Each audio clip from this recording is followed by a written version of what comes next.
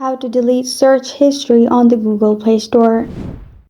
Hi everyone, I'm here to assist you today. Without any delay, let's jump right in. Open Google Play Store, click on your profile at the top right. Then go to Settings.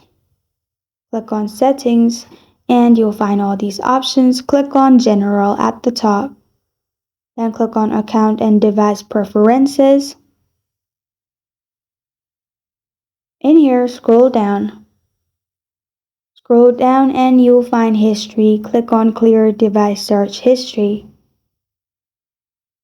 After that, Clear History. Click on Clear History and your search history will be deleted. This is how to delete search history on the Google Play Store.